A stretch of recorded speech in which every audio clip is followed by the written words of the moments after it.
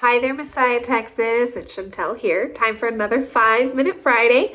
I've got a little bride tribe tattoo getting ready for Oakley Serrano's wedding. Boop, boop. But today I really wanted to bring to you Psalm 37. I'm really excited. I love this psalm. I think it's such an important psalm.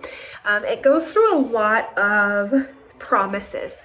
One of the things I love about the Psalms is they're very quotable. We can memorize this verse and very quickly apply it to our lives and remember it in those moments where we need those reminders of who God is, his faithfulness, and his promises for us. And so I think this is one of those beautiful, very quotable chapters. And it includes some of the golden oldies like do good, dwell in the land, and befriend faithfulness. Delight yourself in the Lord, and he will give you the desires of your heart. Commit your way to the Lord. Trust in him, and he will act. Be still and wait for the Lord. Wait for him patiently. Do not fret yourself over the one who prospers in his way, over the man who carries out evil devices. One of the things that I find so interesting about the promises of God, if you look throughout Scripture, you see promises like this. God promises to do things. But at the same time, there's always something that comes with the promise. It's like a cause and effect. God is the creator of the universe, the creator of the heavens and the earth, and he designed what the world is supposed to look like. He designed gravity, and no matter how much we ignore gravity, it still exists. What goes up must come down. That's how it works. I believe that he designed certain cause and effect actions and consequences, both good and bad, to be in effect, whether or not we want to acknowledge them. They're there, just as powerful as gravity. And his promises are true, and they are there, just as true as gravity. Sometimes we forget that there's a cause or an effect that go along with those promises. God's promises are indeed true, but here, if we look at delight yourself. This is Psalm 37, verse 4. Delight yourself in the Lord, and he will give you the desires of your heart.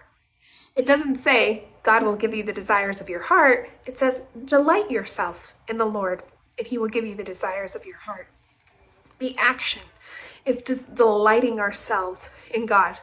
That is the cause, and the effect of it is that he will give us the desires of our heart. Many times we quote this verse as a way of, we focus on that second portion. God will give you the desires of your heart, and we focus on that as the fullness of the verse.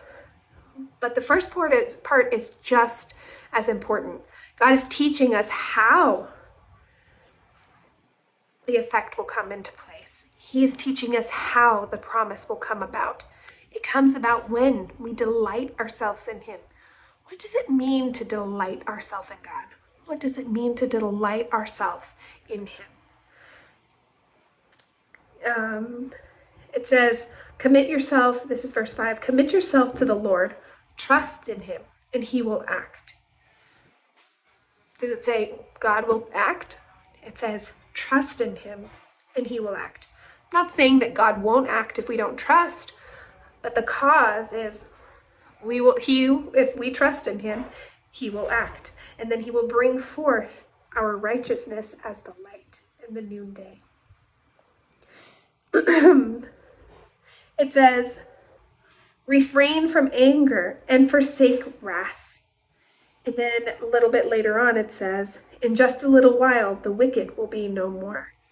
God is calling us to a higher standard of living. He's not calling us to that just because he wants us to be better than anyone else, better than the rest of the world, but because he wants his promises for us.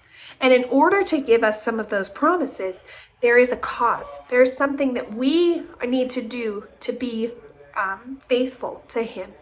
And that's what God is calling us throughout. So I would really challenge you to look at this Psalm 37, go through it. Look at all these beautiful promises that are in there, but also look at them and say, what is God asking me to do? How can I grab hold of this promise and apply it to my life? And whenever you do that, I think it'll open up a new way of looking at the scriptures and a new way of being faithful to God in it. So that's a little nugget from Psalm 37. Shabbat Shalom, everyone. And remember, you have friends at Messiah, Texas.